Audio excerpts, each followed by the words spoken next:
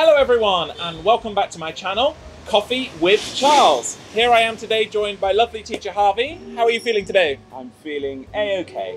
A little bit hot? Boiling hot. Well, we've got a boiling hot topic today, and that, ladies and gentlemen, is the topic of festivals.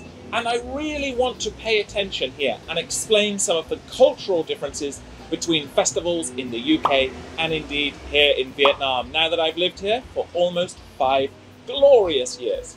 So without further ado, Harvey, tell me, what's your favourite festival of the year in British culture, you think?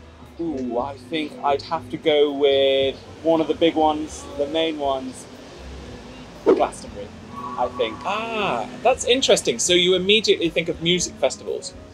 That's the first place my mind goes. Yeah. See, normally when we talk about festivals, and this is a little bit controversial in IELTS, most people think of holidays, for example, Christmas or Easter holiday, or indeed like your Independence Day in Vietnam, or Tet Lunar New Year. But tell me a little bit about music festivals in the UK.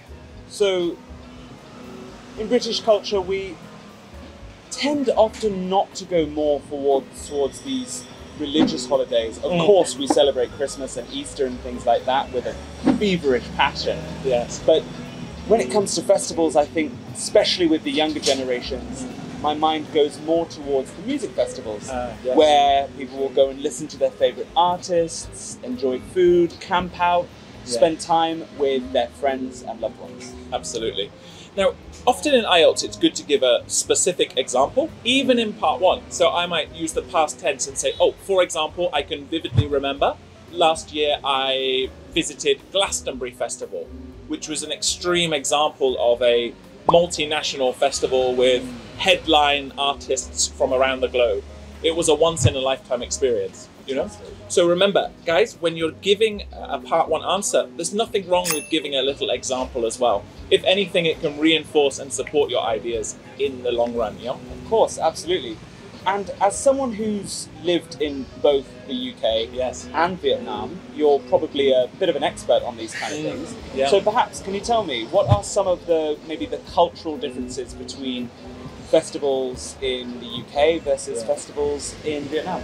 You know, it's fascinating, Harvey, because festivals in Vietnam are very much family focused. You know, I can clearly remember visiting Long An, a very rural area in Vietnam with an extended family of mine. And it was all family, especially about the babies. And the particular highlight with them was receiving lucky money. I don't know if you're familiar with this. I've we heard all of it. put our money in an envelope and hand it around.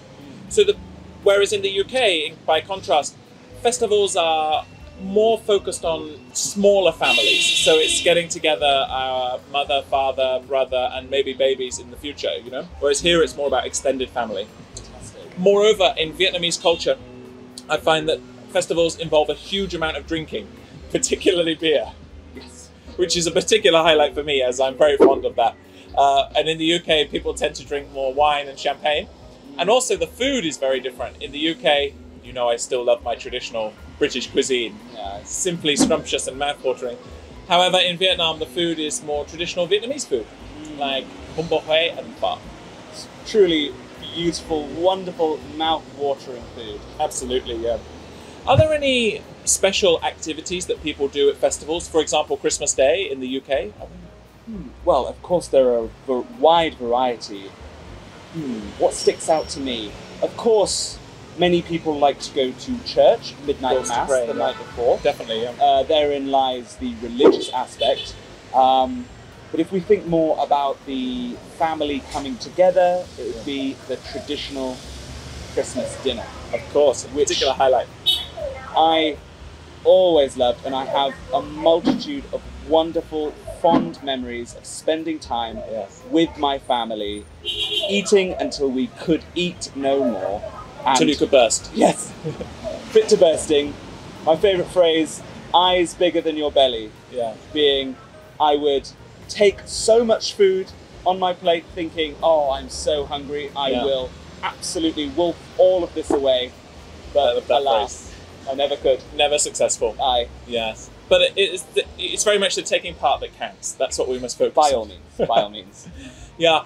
But getting used to and adjusting to the different cultures is what makes moving to Vietnam so fascinating. You know, you will experience many incredible holidays and traditions here, and I can't wait for you to embrace them and grasp the opportunities with both hands. In truth, I have been completely blown away by just how family oriented the Vietnamese people are. It's truly heartwarming. It is. To see. Well, it's that difference between the collectivist culture in the East compared to the individualistic culture in the West, and it really shines through on a daily basis. Yes, absolutely. Fantastic. Well, thank you for enjoying that conversation with me about festivals. I hope you enjoyed it, and thank you very much. Cheers. Cheers. So guys, I hope you enjoyed that chat there about the topic of festivals. Again, a very hot and common topics in IELTS speaking, part 1, and sometimes in part 3. Please take heed. There's nothing wrong with comparing the differences between Western and Eastern culture in your IELTS. In fact, if anything, they love it because most of the IELTS examiners are from Western countries. So they will find it fascinating that you understand and have a deep knowledge about their culture. So please, don't be afraid to step outside your comfort zone and really push the boundaries. As always, guys, thank you for watching Coffee with Charles. I hope you enjoyed this video. Please hit subscribe if you did, and leave any comments with any notes you might have. Hit like as well. Thanks for watching, guys. Bye-bye.